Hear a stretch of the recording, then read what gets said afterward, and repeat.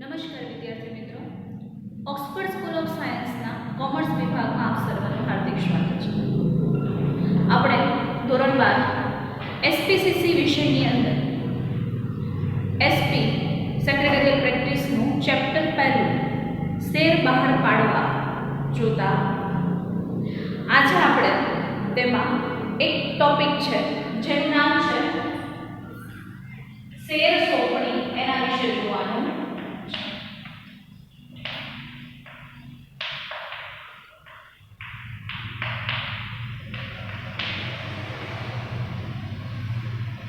હવે અત્યાર સુધી આપણે ઘણી બધી વસ્તુઓ જે છે એ જોઈ છે. નિયમિત શેર વેચણી કોને કહેવાય, અનિયમિત શેર વેચણી કોને કહેવાય, સાથે સાથે ગેરકાયદેસર શેર વેચણી એટલે શું, શેર વેચણી પત્રક વિશે પણ આપણે જોયું. ત્યાગપત્ર, હકના શેર કોને કહેવાય, અથવા હકના શેર જતા કરવા હોય તો ત્યાગપત્રનો આપણે ઉપયોગ કરીએ છીએ, ત્યાગપત્ર કોને કહેવાય. આ દરેક વિશેની માહિતી છે આપણે મેળવીશું. સાથે સાથે આપણે શેર વેચણી પત્રક વિશે પણ જોઈ ગયા છીએ. શેર વેચણી પત્રક એટલે શું, આવો પ્રશ્ન પૂછાય. શેર વેચણી પત્રક એટલે શું? તો શેર વેચણી પત્રક એટલે કે એવું વેચણી પત્રક કે જેની અંદર કયા શેર કેટલા ભાગમાં કોને આપવાના છે એના વિશેની દરેક માહિતી હોય એને શેર વેચણી પત્રક કહેવામાં આવે છે. હવે શેર વેચણી પત્રક એમને તો નક્કી થતું નથી. એની માટે સર્વપ્રથમ વિજ્ઞાપન પત્ર આપવામાં આવે છે, જાહેર જનતાને માટે ભરણું બહાર પાડવામાં આવે છે અને તેના આધારે શેર અરજીઓ આવે છે. વિજ્ઞાપન પત્રને આધારે શેર ભરણું બહાર પડે, એ ભરણાને આધારે મંજૂરીઓ આવે અને મંજૂરીઓના આધારે નીતિ નિયમ મુજબ કંપનીના ધારા ધોરણો મુજબ એની સભામાં ઠરાવ પસાર કરવામાં આવે અને નક્કી કરવામાં આવે કે કયા શેર કોને અને કેટલા પ્રમાણમાં વેચવાના છે અને તેને આધારે વેચણી અથવા ફાળવણી કરવામાં આવે છે શેરની. એને વેચણી પત્રક કહેવામાં આવે છે. વેચણી પત્રક છે પરીક્ષામાં મોટા ભાગે પૂછાતો પ્રશ્ન છે. હવે આ જે શેર વેચણી પત્રક છે એમાં ક્યાંક ને ક્યાંક કોઈને કોઈ રીતે એની આખી પ્રોસેસને ફોલો કરવામાં આવે છે. જેમ કે ઠરાવ પસાર કરવો. સર્વપ્રથમ કોઈ પણ કામ જે છે એમાં ઠરાવ પસાર કરવો. કંપની ક્યારેય પણ પોતાની રીતે નિર્ણય લેતી નથી. એની માટે ઠરાવ પસાર કરવામાં આવે છે. ઠરાવ પસાર કર્યા બાદ એમાં શેર વેચણી પત્રક અંગેના નિર્ણયો લેવાય છે.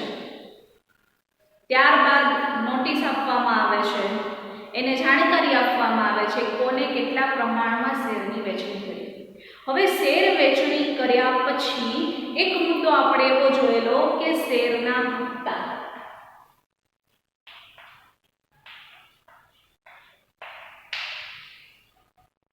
શેરના હપ્તા વિશે આપણે જોઈ ગયા.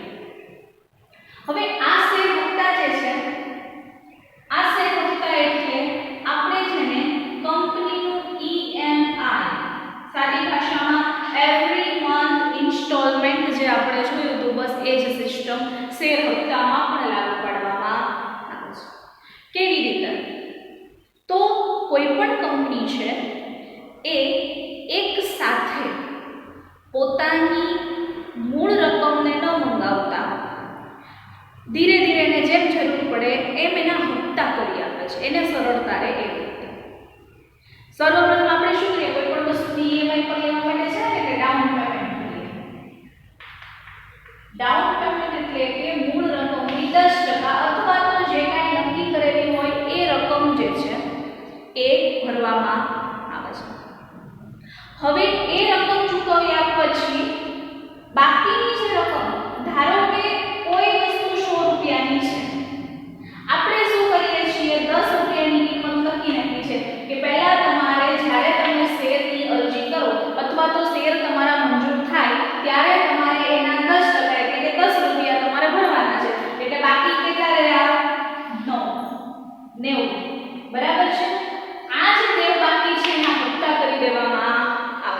એના ભાગ પાડી દેવામાં આવે.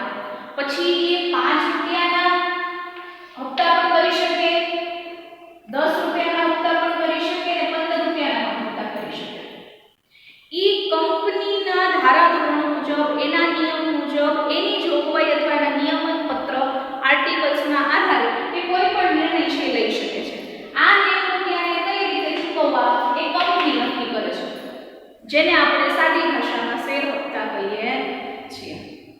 હવે આ જે શેર હપ્તા છે, આ શેર હપ્તા પણ કંપની એમને મંગાવી શકતી નથી. એની પણ આખી પ્રક્રિયાને ફોલો કરવી પડે છે. હવે એની પ્રક્રિયા આપણે જોઈ ગયા હતા કે આર્ટિકલ ઓફ એસોસિએશન એટલે કે જેને આપણે નિયમન પત્ર કહીએ છીએ, અને નિયમન પત્રની અંદર જોગવાઈ કરેલી હોય તેના આધારે આપણે શેર હપ્તા મંગાવી શકીએ છીએ. એની માટેની પ્રક્રિયા એવી હોય છે કે શેર ધારક જે છે એને પહેલા તો મૂળ કિંમત મંગાવી હોય, એના આધારે સભા બોલાવાય, સભામાં ઠરાવ પસાર થાય અને ત્યાર પછીની આખી પ્રોસેસ કરી અને શેર હપ્તા ક્યારે મંગાવવા, કેવી રીતે મંગાવવા, અથવા તો શેર હપ્તા માટે જ્યારે શેર ધારકોની યાદી બનતી હોય, શેર ધારકોની યાદી એટલે કે કોલ લિસ્ટ જેને આપણે કહીએ છીએ, આ કોલ લિસ્ટ બનતું હોય એ દરમિયાન શેર ફેરબદલી પત્રક અને સભ્ય પત્રક બંનેની વિગતો અથવા તો બંનેની જે ફેરબદલી છે એને ત્યાં સુધી સ્થગિત કરી દેવામાં આવે છે. એટલે કે એની જાણ કોઈ પણ શેર ધારકને કે ફેરબદલી બંધ છે શેરની અને શેરની સભ્ય પત્રકની કામગીરી અત્યારે બંધ છે એની જાણ કરતો 7 દિવસ પહેલા વર્તમાન પત્રમાં તમારે નોટિસ આપીને એની જાણ કરવાની આવે છે. કંપની એની જાણ કરી દે વર્તમાન પત્રમાં કે 7 દિવસ પછી આપણે આ સભ્ય પત્રક એ છે એને બંધ કરવાનું છે.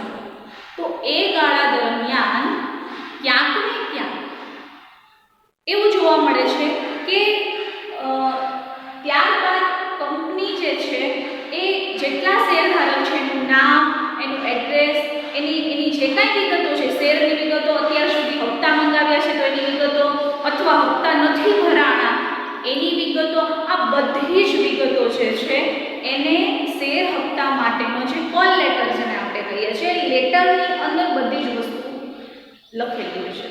હપ્તો ભરવાની અંતિમ તારીખ ક્યારે છે, બધી જ વસ્તુ. અને કોઈ પણ શેરધારકને જ્યારે આપણે શેર હપ્તો ભરવા માટે લેટર મોકલીએ છીએ અથવા પત્ર મોકલીએ છીએ, એ પત્રને કોઈ પણ શેરધારકને હપ્તો ભરવાની 14 દિવસ પહેલા મળી જવો જોઈએ. સભ્યપત્રક, ફેરબદલી પત્રક બંધ છે એની જાણ ક્યારે કરવાની? 7 દિવસ અગાઉ અને વર્તમાન પત્રમાં કરવાની. જ્યારે શેર હપ્તો ભરવા માટે શેરના જે ધારકો છે એ શેર ધારકોને 14 દિવસ પહેલા જાણ કરવી પડે કે હવે વ્યક્તિએ હપ્તો ભરવાનો છે. આ જે વિગતો છે એને ધ્યાને લેવામાં આવે છે. શેર હપ્તો આવી જાય એટલે માત્ર ને માત્ર એક પાસે રૂપિયા મંગાવ્યો નથી, પણ થર્ડ પાર્ટી દ્વારા એસ્ક્રો લેટર છે એ મોકલવામાં આવે છે. એ એસ્ક્રો લેટર દ્વારા જે તે બેંક છે એને જાણ કરવામાં આવે છે કે મધ્યસ્થી તરીકે કંપની દ્વારા લોકોએ આપેલા નાણાંને સાચવશે. એટલે કે એને શેર ભરણું સ્વીકારવા માટેનો લેટર કંપની વતી બેંક છે એ શેર લેટર છે એ સ્વીકારશે. સપોઝ XYZ કંપની છે, આ કંપનીએ ભરણું બહાર પાડ્યું છે અથવા જે તે વ્યક્તિ હપ્તો છે ભરે છે, ભરણું છે અથવા તો હપ્તો છે, આ બંને માટે એક જ પ્રોસેસ છે કે આ કંપની છે એ કોઈ પણ ABC બેંક છે, આ બેંકને આના વતી હપ્તો જે છે એ સ્વીકારવા માટેની મધ્યસ્થી કરાવતો લેટર લખે છે. એટલે આપણે એવું કહી શકીએ ક્યાંક ને ક્યાંક કંપની છે આ લેટર બેંકને મોકલે છે અને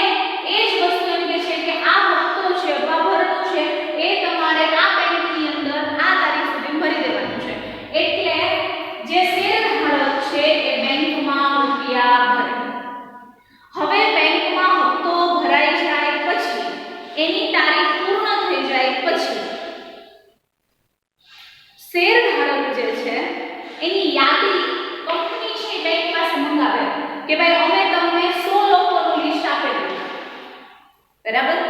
100 લોકોનું લિસ્ટ આપેલું છે, એ 100 લોકોમાંથી કેટલાના હપ્તા આવ્યા,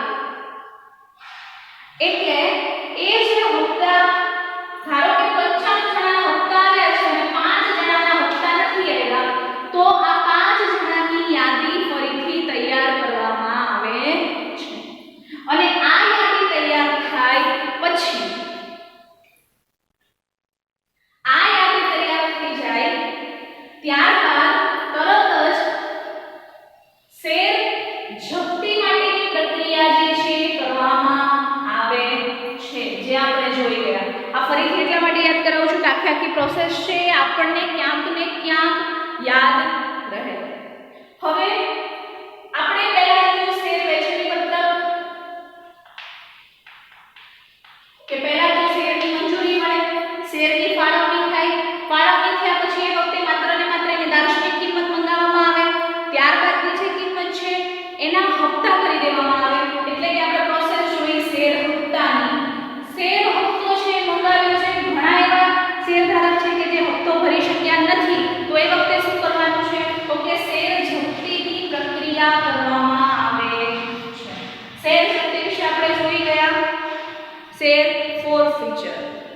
શેર ફોરફીચર એટલે શું, તો કે જે ગ્રાહક છે અથવા તો આપણા શેરધારક છે, એ શેરધારક જ્યારે પણ કોઈ પણ સંજોગોના કારણે પોતાના શેર ઉપરના હપ્તા ભરવાનું ચૂકી જાય છે, ત્યારે કંપની એના શેર ઉપર ભરેલા જેટલા પણ રકમ છે અથવા જેટલું પણ ભરણું છે એને જપ્ત કરી લે અને એનું સભ્યપદ રદ થાય છે, એને શેર જપ્તી કહેવામાં આવે છે. શેર જપ્તી વિશે આપણે જોયું એમની શિક્ષાત્મક પગલું છે, પનિશમેન્ટ સ્ટેપ જેને આપણે કહી શકીએ. શિક્ષાત્મક પગલું જે હકારાત્મક નથી કે ના છૂટકે કંપનીએ ભરવું પડતું પગલું, એટલે કે શેર જપ્તી. શેર જપ્તી જે છે એના લીધે શેરની માલિકી બદલાય છે અને સભ્ય પદને રદ કરવામાં આવે છે. હવે શેર જપ્તીનો સાદો અર્થ આપણે જો જપ્ત કરવું એટલે કે એને પોતાના માલિકીમાં લઈ અથવા તો અત્યાર સુધી જેટલી હપ્તાની રકમ ભરી છે એ બધી જ એની જપ્ત કરવામાં આવે. હવે આની માટે કંપની ક્યારેય પણ કોઈ પણ શેર કંપની અથવા તો કોઈ પણ સેક્રેટરી એ એવું નથી કે પોતાની મનમરજી પ્રમાણે કે ધારો કે આના 2 હપ્તા ચડી ગયા છે એટલે આપણે એના શેર જપ્ત કરી લેવા, એવું ક્યારેય હોતું નથી. એની માટે આખી પ્રોસેસ જે છે એ ઠરાવની અંદર પસાર કરવામાં આવે છે. નિયમન પત્ર અથવા તો જેને આપણે સભા મંડળ કહીએ છીએ, નિયમન પત્રની જોગવાઈના આધારે સભા બોલાવવામાં આવે છે. એ સભાની અંદર આ ઠરાવ જે છે પસાર કરવામાં આવે છે. ઠરાવ પસાર કર્યા બાદ શેર જપ્તી અંગેના નિર્ણયો લેવાય છે. એટલે સૌથી પહેલા તો એની નોટિસ બહાર પડે છે કે શેર જપ્તી આપણે કરી શકીશું કે નહીં કંપની દ્વારા. ત્યારબાદ થાય છે કે શેર જપ્તીની નોટિસ આવ્યા પછી એક વખત ફરી એને સ્મૃતિ પત્ર મોકલવામાં આવે છે. સ્મૃતિ પત્ર એટલે કે રિમાઇન્ડર લેટર જેને આપણે કહીએ છીએ, યાદ કરવા માટે, રિમાઇન્ડ કરવા માટે, રિકોલ કરવા માટે કે તમે શેર ઉપરના હપ્તા આટલા ચૂકી ગયા છો, એટલે હજુ તમને એક ચાન્સ આપવામાં આવે છે કંપની દ્વારા કે આખરી તારીખ સુધીમાં વ્યાજ સહિત, કારણ કે એને હપ્તા ચૂકી ગયા છે એટલે એના ઉપરના વ્યાજ સહિતની જે રકમ છે એ તમે આટલા દિવસમાં મોકલી આપશો, એવું એક સ્મૃતિ પત્ર એને મોકલવામાં આવે છે. હવે ઘણા એવા હોય છે કે જે કદાચ કોઈ કારણોસર અથવા કામકાજના લીધે અથવા અનિવાર્ય સંજોગોના લીધે પોતાના શેર ઉપરના હપ્તા ભરવાનું ચૂકી ગયા હોય તો એ વ્યાજ ભરી અને ચૂકવી જાય છે. પણ ઘણા લોકો એવા છે કે છતાં પણ ધ્યાન આપતા નથી. ઘણા શેરધારકો એવા હોય છે કે જે આટલું થયા પછી પણ એનું ધ્યાન હોતું નથી. એ વખતે એને આખરનો ચેતવણી પત્ર લખવામાં આવે છે. આખરનો ચેતવણી એટલે વોર્નિંગ લેટર લખવામાં આવે છે કે આટલા દિવસમાં અમે તમને આટલા લેટર કર્યા અથવા તો અમને અમને હપ્તો છે મળેલો નથી. એટલે 14 દિવસની છેલ્લે એને ચેતવણી આપી અને એમાં સ્પષ્ટ લખવામાં આવે છે કે જો આ 14 દિવસની અંદર તમે રૂપિયા નહીં ભરો તો તમારા શેરને જપ્ત કરવામાં આવશે. આ સાદી ભાષામાં આપણે કહીએ છીએ. અને આખરનો ચેતવણી પત્ર લખવામાં આવે છે. આખરનો ચેતવણી પત્ર લખ્યા પછી પણ જો ન ભરે તો શેર જપ્તીની પ્રક્રિયા કરવામાં આવે છે. શેર જપ્તીની પ્રક્રિયા થયા બાદ સભ્ય પત્રકમાં નોંધ થાય છે. બરાબર. હવે આ જે સભ્ય પત્ર જે છે એ સભ્ય પત્રમાંથી જે તે શેરધારકનું નામ છે કમી કરવામાં આવે છે. હવે આપણે આના અનુસંધાને આ તો એની પ્રક્રિયા થઈ. આના અનુસંધાને આપણે જોઈ ગયા હતા કે સેક્રેટરીની ફરજો કઈ. હવે મેં તમને ટિપ્સ આપેલી કે કાં તો તમે ફરજો યાદ રાખજો અને કાં તો તમે એની પ્રક્રિયા યાદ રાખજો, કારણ કે પ્રક્રિયાના આધારે જ ફરજ જે છે એ લખાતી હોય છે. તમે જ્યારે પરીક્ષામાં લખતા હોય ને ત્યારે ખાસ તમારે ધ્યાન રાખવાનું, એક જ વસ્તુ યાદ રાખજો. તમે ખાલી પ્રક્રિયા યાદ રાખશો ને એટલે ફરજો તમે આપોઆપ તમારી રીતે લખી શકશો. દરેક ફરજની અંદર પહેલી પ્રક્રિયા તો એક જ આવશે કે નિયમન પત્રની જોગવાઈ જે છે એનું પાલન યોગ્ય રીતે થાય એ જોવાની ફરજ સેક્રેટરીની છે. પહેલામાં બધામાં એ જ આવશે. હા, અમુક તો હશે કે જે અપવાદરૂપ હશે તો એના વિશે હું તમને જણાવીશ. પણ અત્યાર સુધી આપણે જેટલું પણ જોયું, શેર વેચણી પત્ર હોય તો પણ ભલે એમાં સેક્રેટરીની ફરજો આવે, શેર હપ્તા અંગેની ફરજો જોઈ, શેર જપ્તીની અને શેર સોંપણીની પણ ફરજો આપણે જોશું. તો બધામાં એક જ વસ્તુ કોમન છે. પહેલું નિયમન પત્રની જોગવાઈ. અને બધામાં કોમન એ પણ છે કે સેક્રેટરીની ફરજો પ્રક્રિયાના આધારે નોંધાય છે, કારણ કે જેટલી પ્રક્રિયા થાય છે એ બધી જ કંપની સેક્રેટરી દ્વારા કરવામાં આવે છે. હવે એની અંદર સૌથી પહેલું આવ્યું નિયમન પત્રના આધારે એની જોગવાઈઓ છે એનું પાલન થાય છે કે નહીં એ જોવું. એના પછી આવે છે સભા મંડળમાં ઠરાવ પસાર કરવો. એટલે કે કોઈ પણ વસ્તુ વેચણી પત્ર હોય તો પણ પહેલો ઠરાવ પસાર કરવાનો, શેર હપ્તા હોય તો પણ ઠરાવ પસાર કરવાનો હોય, અને શેર જપ્તી હોય ને તો પણ ઠરાવ પસાર કરવાનો હોય. એટલે બે મુદ્દા આપણને કોમન મળી ગયા. જ્યારે પરીક્ષામાં સેક્રેટરીની ફરજો પૂછાય એટલે બે મુદ્દા આપણે કોમન લખીએ છીએ, જેમાં પહેલું આવે છે નિયમન પત્ર, એની જોગવાઈ તપાસવી. બીજું આવે છે કે સભા મંડળમાં ઠરાવ પસાર કરવો. ત્યારબાદ નોટિસ છે બહાર પાડવી. બીજું કામ એના પછીનું છે સ્મૃતિપત્ર મોકલવો. સભ્યને સ્મૃતિપત્ર મોકલ્યા પછી આખરનો ચેતવણી પત્રક મોકલવો. આખરનો ચેતવણી પત્રક મોકલ્યા છતાં પણ જ્યારે રૂપિયા નથી આવતા એ વખતે શેર જપ્તીની પ્રક્રિયા કરવામાં આવે છે.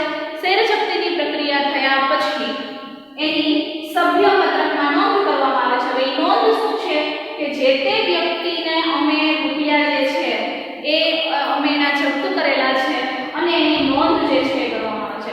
બીજું એક એવી પણ પ્રોસેસ કરવામાં આવે છે કે શેર જપ્તી થયા પછી વર્તમાન પત્રમાં ક્યાંક ને ક્યાંક એની નોટિસ જે છે આપવામાં આવે છે. હવે જ્યારે એની નોટિસ આપવામાં આવે ત્યારે શેર જપ્ત થયા પછી જે તે વ્યક્તિના શેર જપ્ત થયા છે અને અન્ય કોઈ વ્યક્તિએ ફેરબદલી પત્રમાં અથવા તો ફેરબદલીની જે પ્રક્રિયા છે એમાં કોઈ પણ રીતે ભાગ ન લેવો એની પણ સ્પષ્ટ જાણ કરવામાં આવે છે. એટલે વર્તમાન પત્રમાં નોટિસ આપવામાં આવે છે. હવે આ હતી શેર જપ્તીની પ્રક્રિયા. શેર જપ્તીની લીધે અસરો કઈ કઈ થાય છે તો અસરો વિશેની જો આપણે વાત કરીએ તો આપણે પહેલું જોયું એમ કે શેર જપ્ત થતાની સાથે જ એનું સભ્યપદ ગુમાવે છે. પહેલું શું થયું તો કે સભ્યપદ ગુમાવે. કારણ કે અહીંયા આપણે નોંધ કરી દીધી જે તે વ્યક્તિના શેર છે જપ્ત કરી લીધા છે એટલે એ પોતાનું સભ્યપદ અહીંયા ગુમાવે છે. સભ્યપદ ગુમાવ્યા પછી એ કંપનીનો માલિક પણ રહેતો નથી, એને સભામાં ભાગ લેવાનો પણ અધિકાર નથી, એને મતાધિકાર કરવાનો પણ અધિકાર રહેતો નથી. ઇન શોર્ટ આપણે એવું કહી શકીએ છીએ કે કંપનીમાંથી એનું નામ છે બરખાસ્ત કરવામાં આવે છે. એટલે કે કંપનીની કોઈ પણ જાતની પ્રક્રિયામાં ઈ પોતેનો હકદાર રહેતો નથી કે એનો અધિકાર રહેતો નથી. એટલે કે શેર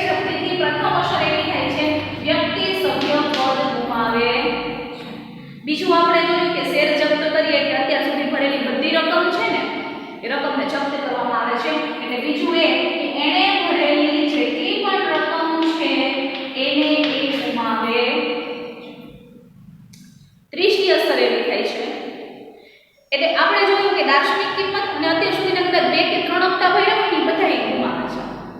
એને પાછા એ રૂપિયા રિફંડ મળતા નથી અથવા એ માંગી શકતો પણ નથી. એટલે કે એના નાણાં ગુમાવે છે અથવા રકમ ગુમાવે છે. ત્યાર પછી ડિવિડન્ડનો હક ગુમાવે છે. વચગાળાનો અથવા કારણ કે ડિવિડન્ડના પ્રકાર આપણે આગળ જોવાના છીએ કે વચગાળાનો અથવા વાર્ષિક બંને ડિવિડન્ડ જે છે એનો હક ગુમાવી દે છે. એનો માત્ર ને માત્ર હક જે છે એ કોઈ પણ પ્રકારના અધિકારથી વંચિત થઈ જાય. શેર જપ્તી થાય એટલે માલિક બદલાય છે એટલે કે જે શેર ધારક માલિક હતો શેરનો એની જગ્યાએ કંપની પોતે માલિક બને છે અને કંપની આ શેરને પોતાની હસ્તક રાખે છે. ત્યારબાદ પ્રક્રિયામાં એવું થાય છે કે જે તે શેર માલિક શેરધારક છે એને તો એની રકમ અથવા તો એના શેર છે માલિકે લઈ લીધા અથવા કંપની જે હતો એને લઈ લીધા. હવે એને ફરી પાછા ઇશ્યુ કરવામાં આવે છે એટલે ફરી પાછા એ શેરને બહાર પાડવામાં આવે છે. શેરને બહાર પાડ્યા પછી એક પ્રક્રિયા એવી છે કે દાર્શનિક કિંમતથી ઓછી કિંમતે શેર ક્યારે પણ બહાર પાડી શકાતા નથી. એટલે દાર્શનિક કિંમતથી ઓછી કિંમતે શેર બહાર પાડવા જોઈએ નહીં એવી અહીંયા શેર જપ્તીમાં જે કહેવાય કે એની પ્રક્રિયાઓમાં લખેલું છે. હવે આ બધું હતું આપણું શેર જપ્તી અને શેર હપ્તા, શેર વેચણી પત્રક અને સાથે સાથે શેરને લગતા જે કાંઈ નિયમો છે, હકના શેર છે, ત્યાગપત્ર છે, અનિયમિત શેર વેચણી છે, ગેરકાયદેસર શેર વેચણી છે, એના વિશેની આપણે વિગતો છે એ જોઈ. હવે આપણે જોવાનું છે કે શેર સોંપણી એટલે શું. આજનો વિષયાંક શેર સોંપણી. શેર સોંપણી એટલે શું? આપણને એના અર્થ પરથી જ ખબર આવે કે શેરને સોંપી દેવા એટલે શેર સોંપણી કરવી. બરાબર. સાદી ભાષામાં એના શબ્દો ઉપરથી જ ખ્યાલ આવી જાય છે કે શેર સોંપણી કોને કહેવાય. શેર સોંપણીની અંદર કોઈ પણ કારણોસર શેરધારક પોતાના શેરના જે પ્રમાણપત્ર છે એને મૂળ માલિકને પરત કરે અથવા તો કંપનીને પરત કરે તો આપણે એને એવું કહી શકીએ એને શેર સોંપણી કરી. સામાન્ય અર્થમાં કંપનીને શેર પ્રમાણપત્ર પરત કરવા એટલે કે સોંપવા જેને શેર સોંપણી કહે. કદાચ તમને પૂછાય કે શેર સોંપણી કોને કહેવાય છે ત્યારે તમારે લખવું પડે કે કંપનીને એના શેરના પ્રમાણપત્ર પરત કરવા અથવા તો સોંપવા જેને શેર સોંપણી કહેવામાં આવે છે. હવે આપણને થાય કે શેર સોંપણી કઈ રીતે એટલે કે એ તો સ્વૈચ્છિક પ્રક્રિયા છે, કોઈ શિક્ષાત્મક પગલું નથી. શેર જપ્તીમાં તો શું થતું કે શેર ઉપર ભરેલી રકમને જપ્ત કરી લેવામાં આવતી પણ અહીંયા એવું નથી. અહીંયા શેર જે છે એની સોંપણી કરવામાં આવે છે. સોંપણી એટલે કે સ્વૈચ્છિક રીતે એને આપણે કંપનીને પરત કરીએ છીએ પ્રમાણપત્રોને એટલે કે શેરના ડોક્યુમેન્ટ્સ જે છે એને પરત કરીએ છીએ. તો એની પ્રક્રિયા એવી છે, એના સંજોગો આપણે જોવાના છે. એના સંજોગોની વાત કરીએ તો પ્રથમ સંજોગ એવું છે કે કોઈ પણ પત્રકની અંદર એનું જે ફેરબદલી પત્રક છે એમાં જગ્યા ન હોય ત્યારે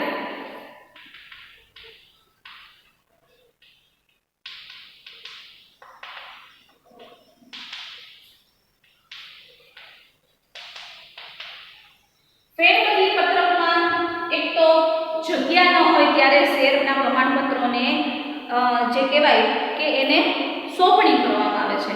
બીજું છે પ્રમાણપત્ર વાંચી ન શકાય એવું હોય ત્યારે. ત્રીજું છે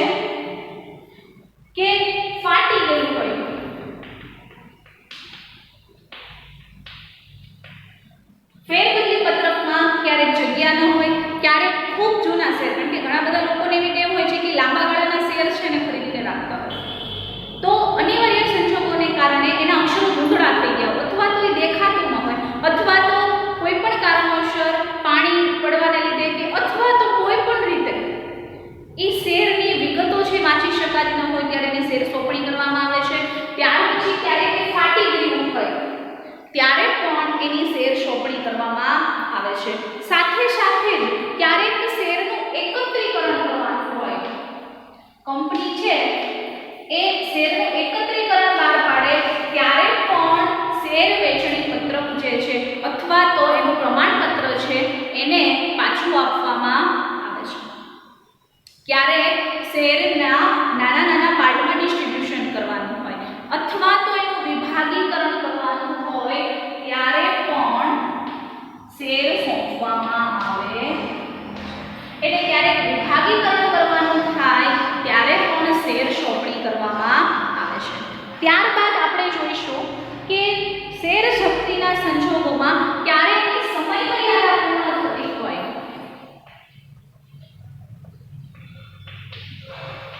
ત્યારે પણ શેર સોંપણી કરવામાં આવે છે. એટલે શેર સોંપણી માટેના સંજોગો આપણે જોયા કે પ્રથમ છે કે જ્યારે શેરપત્રી પત્રક જે છે એની અંદર જગ્યા ન રહી હોય અથવા તેને એના જે ખાના છે સંપૂર્ણપણે ભરાઈ ગયા હોય ત્યારે શેર સોંપણી કરવામાં આવે. પછી વાંચી ન શકાય એવું થઈ ગયું હોય પ્રમાણપત્ર, અનિવાર્ય સંજોગોને કારણે એના અક્ષરો કુંગળા થઈ ગયા હોય ત્યારે પણ શેર સોંપણી કરવામાં આવે છે. ક્યારેક એ ફાટી ગયું હોય તો પણ શેર સોંપણી છે કરી દેવામાં આવે છે. ત્યારબાદ ઘણી વખત એવું થતું હોય છે કે શેરનું એકત્રીકરણ છે કંપની દ્વારા કરવામાં આવતું હોય તો આ પ્રક્રિયામાં ભાગ લેવા માટે થઈ અને વ્યક્તિઓ પોતાના શેરના પ્રમાણપત્રોને સ્વૈચ્છિક રીતે કંપનીને સોંપતા હોય છે. તો એ વખતે પણ કંપની જે છે એ પોતાના શેર છે એને પરત કરે છે. ત્યારે સમયમર્યાદા પૂર્ણ થતી હોય કારણ કે અમુક જે છે એ નિયત મુદ્દતના શેર હોય છે. શેરના પ્રકારો ઘણા બધા આપણે જોવાના પણ છીએ અને ઘણા બધા તમે જોઈ પણ ગયા છો. તો ક્યારેક નિયત મુદ્દતના શેર હોય તો એની મુદ્દત પૂર્ણ થતી હોય એ સમયગાળા દરમિયાન આપણે એ શેરના પ્રમાણપત્ર જે છે એને સોંપવા પડે છે. હવે આપણે આના પછીની પ્રક્રિયા જોવાની છે લિયન. લિયન એટલે શું?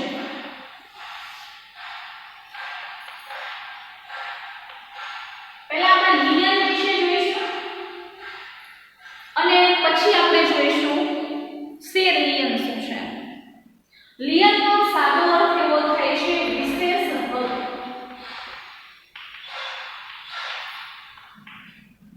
વિશેષ હક કોઈને આપવામાં આવ્યો હોય છે, જે અધિકારો છે એનાથી વિશેષ હક જો હોય તો એને લિયન કહેવાય છે. તો લિયન શબ્દ છે એ મોટા ભાગે કંપનીઓમાં વાપરવામાં આવતો હોય છે. હવે આ લિયન એટલે શું? તો કે કંપની હોય એને વિશેષ અધિકાર હોય કે જ્યારે કોઈ વ્યક્તિ દેવું ચૂકવવામાં નિષ્ફળ જાય, કોઈ વ્યક્તિ દેવું ચૂકવવામાં નિષ્ફળ જાય ત્યારે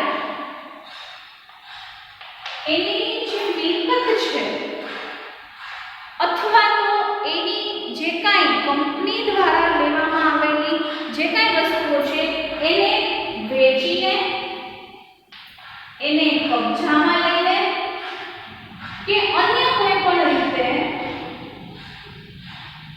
આપણું લેણું લેવાનો હક જે છે જેને શેર લિયન કહેવામાં આવે. લિયનનો અર્થ કોઈ પણ વ્યક્તિ દેવું ચૂકવવામાં નિષ્ફળ જાય ત્યારે એને વેચીને, એની ઉપર કબજો કરીને કે અન્ય કોઈ પણ રીતે લેણું લેવાનો જે કાંઈ હક છે જેને આપણે શેર ખાલી લિયન તરીકે ઓળખવામાં આવે છે. એટલે આપણે એવું કહી શકીએ કે લિયન છે એને વિશેષ અધિકારની અંદર અથવા વિશેષ હકની અંદર એનો સમાવેશ કરવામાં આવે છે. હવે આપણે વિગતે જોવાનું છે કે જે કાંઈ લિયન છે એને શેર લિયન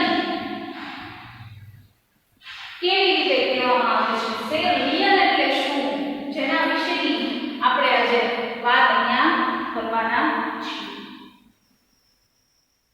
આમ જોઈએ તો સાવ સાદો અર્થ અને આમ જોઈએ તો વિશેષ હક જેને આપણે કહીએ છીએ શેર લિયન.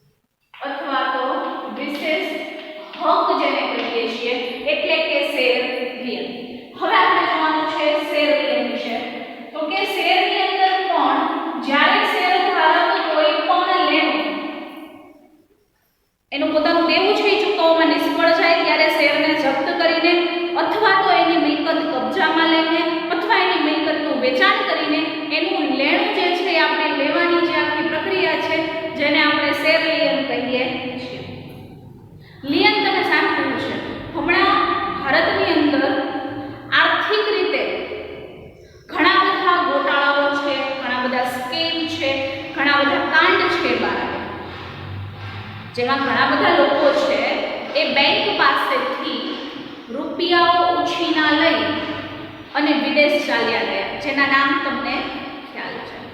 તો એ જે તે વ્યક્તિ છે, નીરવ મોદી હોય કે વિજય માલ્યા હોય, એના રૂપિયા બેંકને લેવાનો અધિકાર, કારણ કે એ લોકોએ બેંક પાસેથી મોટા પ્રમાણમાં રકમ છે લીધેલી, એ રકમ ચૂકવ્યા વગર એવો વિદેશ જતા રહ્યા.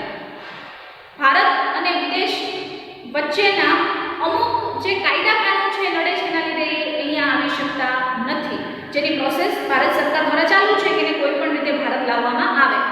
પરંતુ એના રૂપિયા જે છે, એનું લેણું છે, એ લેવાનો બેંકને અધિકાર છે. ગોવામાં પણ એના ઘણા બધા વિલા છે, એની ઓફિસીસ છે, એનું પોતાનું જે કંઈ કિંગફિશર કંપની હતી એની ઓફિસ, એ બધું વેચીને બેંકને એ રૂપિયા લેવાનો અધિકાર છે. સાદી ભાષામાં એને લિયન કહેવાય. એટલે શેર લેણનો પણ એવું હોય છે કે શેર ઉપરના જે કાંઈ નાણાં છે એ કોઈ પણ વ્યક્તિ જ્યારે ચૂકવવામાં નિષ્ફળ જાય છે ત્યારે કંપનીને વિશેષ હક હોય છે કે એનું લેણું છે લઈ શકે, અને એને શેર લિયન કહેવામાં આવે છે. હવે આપણે જોવાનું છે કે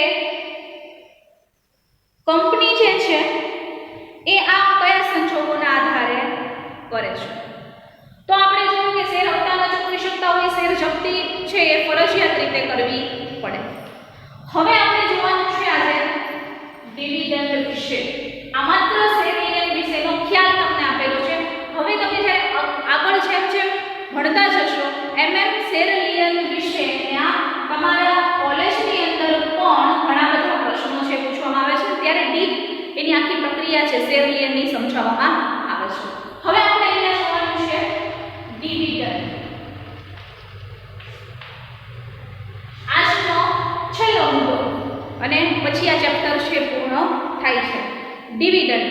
ડિવિડન્ડ એટલે કેવી વસ્તુ કે કંપનીના વહેંચણી પાત્ર નફો જે છે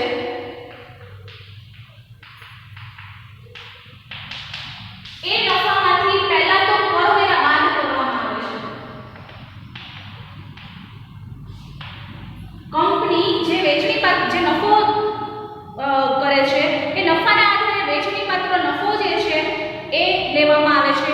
એ વેચણી પાત્ર નફાના અંતે એમાંથી કરવેરા બાદ કરવામાં આવે છે. આ કરવેરા બાદ થયા પછી જે તે વ્યક્તિએ શેરની કિંમત જે ધારણ કરી હોય એના આધારે એને નફાની ચૂકવણી કરવામાં આવે છે, અથવા રૂપિયાની ચૂકવણી કરવામાં આવે છે, જેને આપણે ડિવિડન્ડ તરીકે ઓળખીએ છીએ. હવે અહીંયા આપણે જોવાનું છે આ ડિવિડન્ડના બે પ્રકાર મુખ્યત્વે આપેલા છે. એક તો છે વચગાળાનું ડિવિડન્ડ,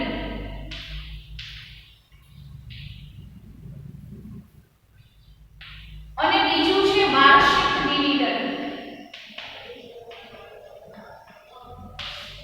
ઘણી વખત એવું થાય છે કે કંપની અસામાન્ય રીતે જ્યારે નફો કરતી હોય છે ત્યારે વાર્ષિક રીતે એ વાર્ષિક ફાઇનલી જ્યારે એનું અંતિમ યર હોય, નાણાકીય વર્ષનું પૂર્ણ થવું અને પછી જ્યારે ડિવિડન્ડ જાહેર કરે છે ત્યારે આ ડિવિડન્ડ ચૂકવવામાં આવે છે. પરંતુ ઘણી વખત અસામાન્ય રીતે કોઈ કંપની નફો કરતી હોય ત્યારે એ વખતે વચગાળાનું ડિવિડન્ડ છે અથવા 6 માસિક ડિવિડન્ડ છે એને જાહેર કરવામાં આવે છે. ટૂંકમાં કંપનીના વેચણી પાત્ર નફામાંથી જ્યારે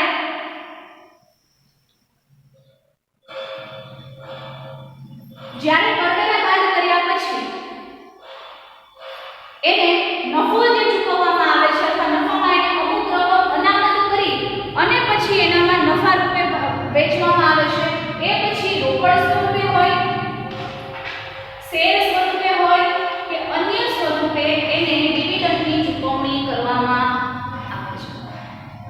એટલે ઘણી વખત એવું થાય છે કે ડિવિડન્ડ જે છે એ શેર ધારક જે છે એના આધારે એની ચૂકવણી કરવામાં આવે છે. ઇક્વિટી શેર હોલ્ડર અને પ્રેફરન્સ શેર હોલ્ડર આ બંને વચ્ચેની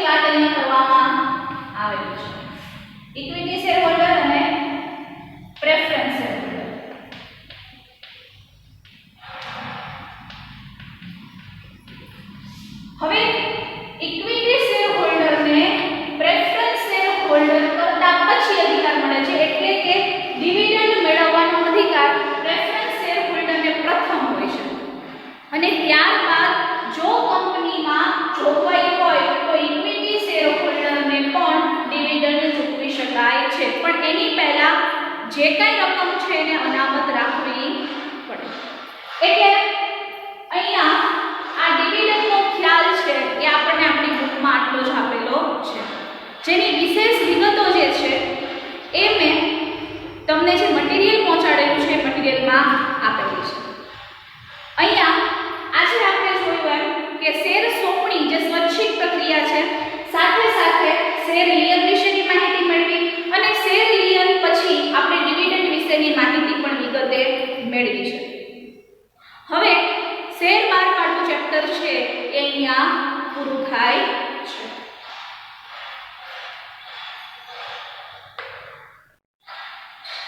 વિદ્યાર્થી મિત્રો, અભ્યાસ કરતા રહો, ઘરે રહો, સુરક્ષિત રહો અને આ જ રીતે ઘરે બેઠા બેઠા વધુમાં વધુ અભ્યાસ કરતા રહો.